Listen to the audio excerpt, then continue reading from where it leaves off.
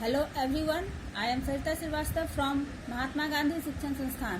Now I am going to teach Hindi Standard 5th.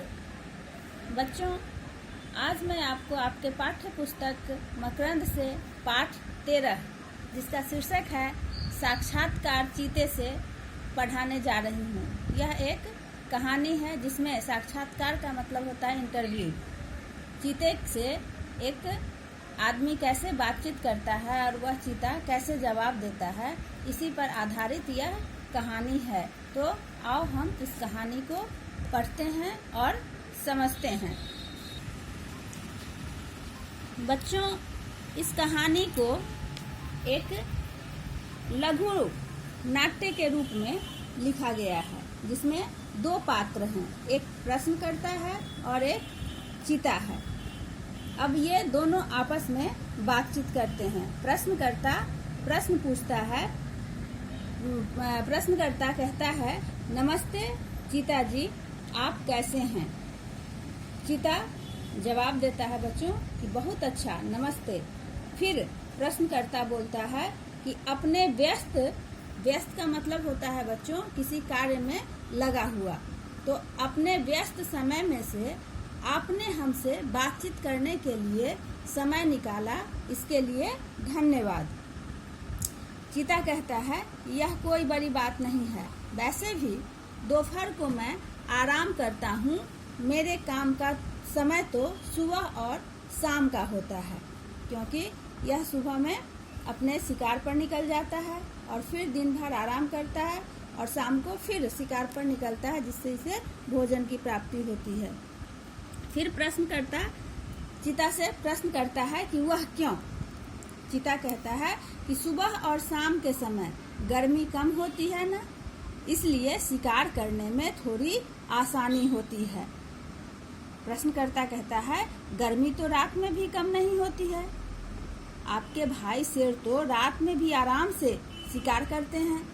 अब चीता कहता है कि बहुत से जानवर हैं जो रात में शिकार कर लेते हैं, पर मुझे रात में ठीक से दिखाई नहीं देता। वैसे दिन में तो मैं 5 किलोमीटर दूर खड़े शिकार को भी देख सकता हूँ।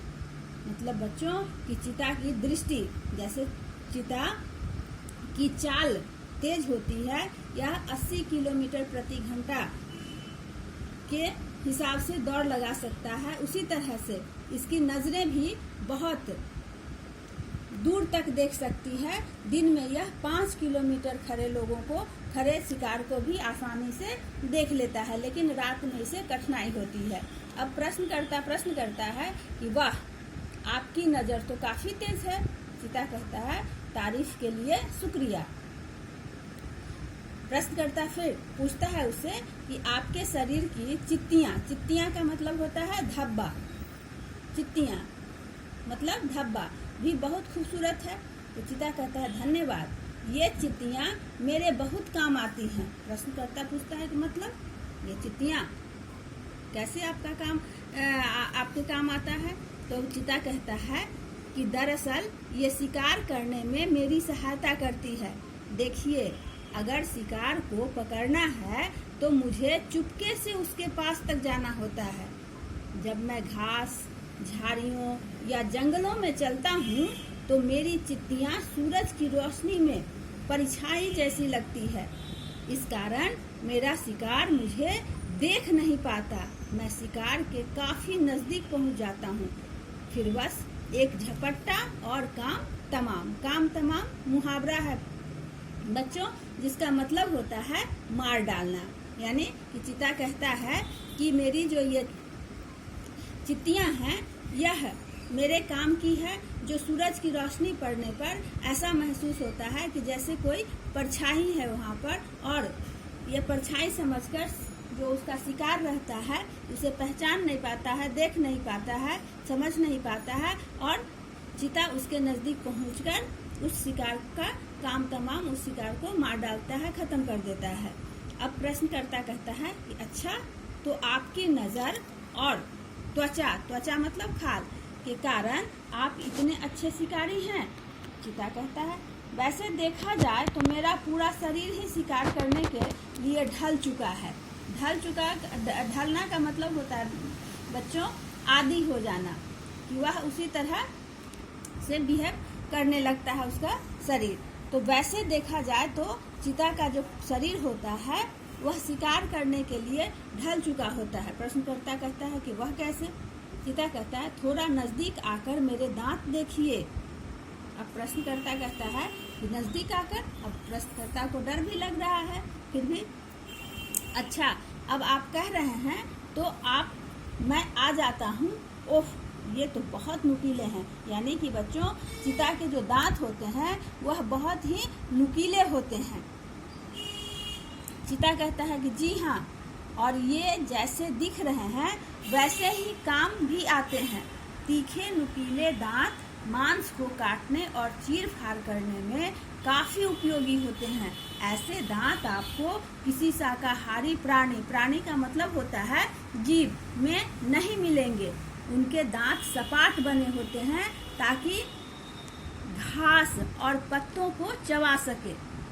यानी कि शाकाहारी जंतु जो होते हैं उनकी दांतें जो होती है वो एकदम सपाट होती है, प्लेन होती है, जिससे कि वह अपने दांतों से पत्ते और घासों को ही चबा सकते हैं।